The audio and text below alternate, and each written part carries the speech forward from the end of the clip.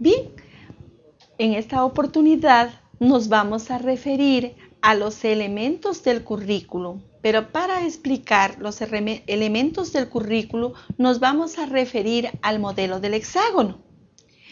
El modelo del hexágono considera como eje central de todo proceso educativo al ser humano. Entonces, toda acción educativa pues va dirigida a un ser humano que está en un desarrollo evolutivo concreto. Si nosotros hablamos en educación básica, bachillerato, educación superior, etc. Bien, en el hexágono, el primer elemento que aparece son los propósitos. Responde a la pregunta ¿para qué? El segundo elemento viene a ser la evaluación, que son los logros. ¿Qué vamos a lograr con esa acción educativa?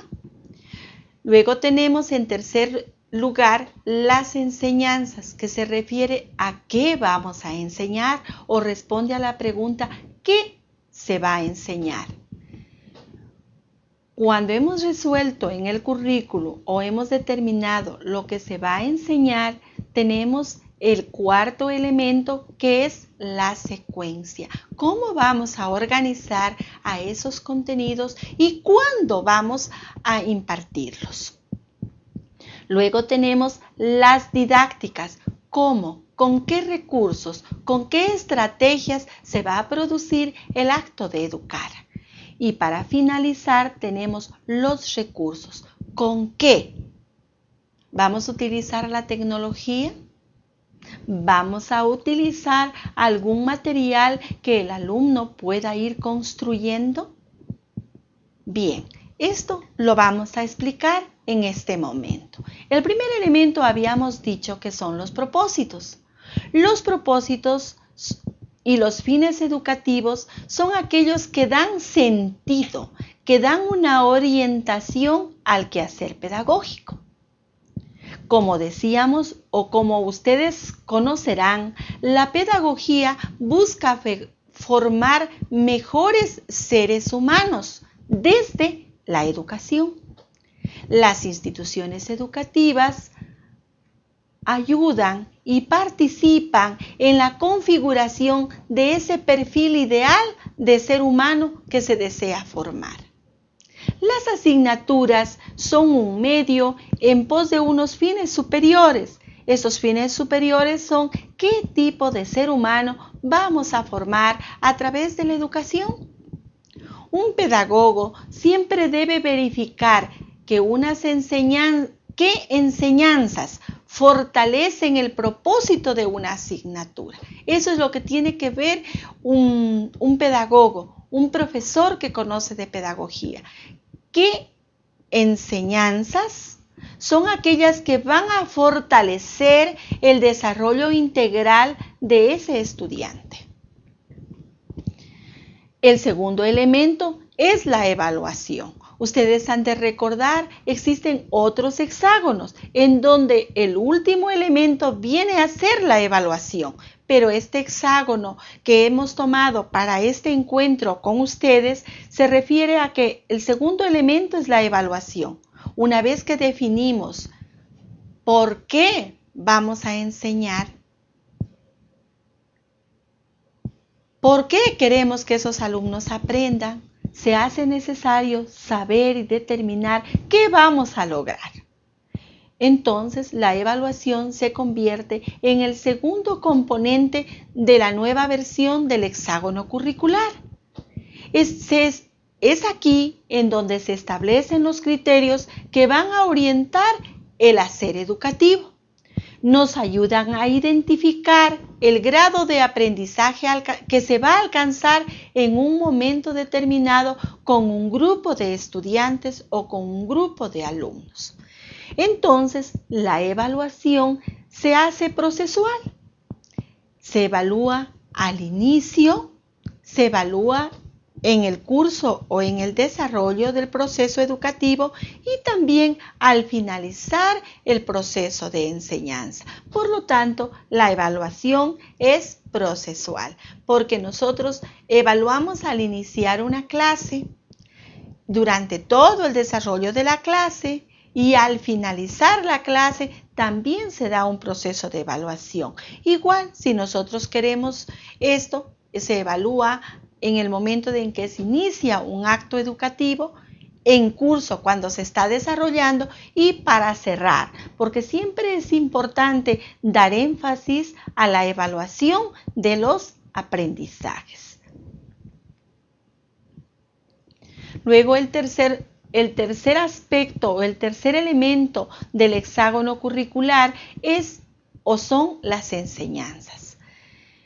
En las enseñanzas se busca que los estudiantes aprendan los instrumentos del conocimiento, que puedan desarrollar sus operaciones intelectuales o sus operaciones de pensamiento y que también estos estudiantes puedan asumir en su vida los valores, a través de los cuales ellos podrán encontrar sentido a ese proceso educativo en el cual están participando.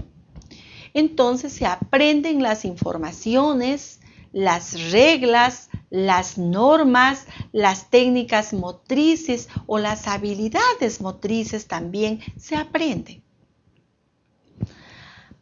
Al momento de enseñar, se aspira a la comprensión, a la autoincorporación, al dominio, al aprendizaje. Eso es lo que se aspira con la enseñanza. Se dice aquí una palabra, no al memorismo. Claro que nosotros necesitamos la memoria para poder recordar, para poder referenciar, pero lo importante de esto es que nosotros aprendamos a incorporar esos nuevos conocimientos en nuestro hacer como estudiantes. El cuarto elemento son las secuencias. Siempre los contenidos que se van a enseñar o que se requiere que el alumno aprenda tienen que estar organizados de acuerdo a la complejidad. Recordemos siempre esa regla de oro que aprendimos cuando éramos o estábamos en la universidad, que siempre hay que buscar enseñar y aprender de lo simple a lo complejo, o de lo fácil a lo difícil. La espiralidad, las relaciones que existen entre un conocimiento y otro, entre una asignatura y otra, las características de ese conocimiento, las habilidades y afectos previos o conocimientos previos que se requiere que el alumno en ese momento los considere para producirse el proceso de aprendizaje. Por lo tanto, se hace necesario caracterizar en una manera evolutiva cada proceso de enseñanza. Las didácticas. El qué enseñar siempre pasa por el qué, por el cómo aprender. La puerta por la que ingresan los procesos intelectuales es la afectiva, la motivación. De ahí que para un proceso de educación siempre el primer paso es la motivación. La persona tiene que sentirse motivada para poder interesarse en aprender. Y desde ese aprendizaje asumirlo también con una responsabilidad. Por lo tanto, las didácticas son la fuente de comprensión y también de la formación de los valores. Los recursos didácticos. Los recursos didácticos pueden ser eidéticos y materiales y deben de responder a las características de los estudiantes a los cuales va dirigido el proceso de enseñanza y aprendizaje. Los recursos ayudan en la fase de comprensión, de adquisición y de aplicación, porque todo conocimiento tiene que ser comprendido para poderlo asumir, para poder hacer una transferencia de aplicación. También los recursos nos ayudan o se las puede utilizar a través de ilustraciones, de láminas, de dibujos, de esquemas, de organizadores gráficos, de cuadros sinópticos y utilizar también los medios de tecnología que se tenga al alcance en el centro educativo en el cual se está desarrollando el acto de educar. Bien, ahora vamos a ver qué enfoques de diseño curricular existen. Existen algunos enfoques. En este encuentro nos vamos a referir al enfoque humanístico, que busca el desarrollo del ser humano. Por lo tanto, aquí se presta mucha atención a los intereses de los estudiantes. También existe el enfoque reconstruccionista, que busca lograr una sociedad más equitativa y un nuevo orden social. Tenemos el enfoque tecnológico, en donde su propósito mayor es hacer uso de la tecnología. En este caso, en la era en la cual nos estamos desenvolviendo, pues serán las nuevas tecnologías de la comunicación. El uso de las nuevas tecnologías o de la tecnología ayuda a hacer más efectiva la enseñanza y el aprendizaje. También tenemos el modelo académico, cuya prioridad es desarrollar el razonamiento antes que a la experiencia, y también busca la transmisión cultural. El enfoque dialéctico da prioridad al cultivo del pensamiento crítico, creativo y transformador. También tenemos el enfoque curricular de la pedagogía conceptual, que se sustenta en la investigación y la cultura y la fusión mediadora del docente. Se basa en el desarrollo del pensamiento y en el desarrollo de la afectividad. También hay el enfoque por competencias, que es el punto de partida al desarrollo de capacidades competitivas tanto del escolar como del centro educativo al cual se pertenece el estudiante. Bien, nosotros también podríamos referirnos a las formas básicas de enseñar. Siempre un docente tiene que considerar los instrumentos básicos del pensamiento, los procesos básicos y las funciones básicas. Los instrumentos básicos pues son narrar y referir, mostrar, observar, leer y escribir. Estos dos últimos son básicos en todo proceso educativo. Los procesos básicos serán formar, construir un concepto, conceptualizar, construir una operación, planificar la forma en cómo se va a desarrollar esa operación, elaborar un curso, desarrollar un proyecto, en sí actuar. Las funciones básicas pues son resolver problemas, elaborar, pensar, reflexionar, ejercitar, repetir y aplicar.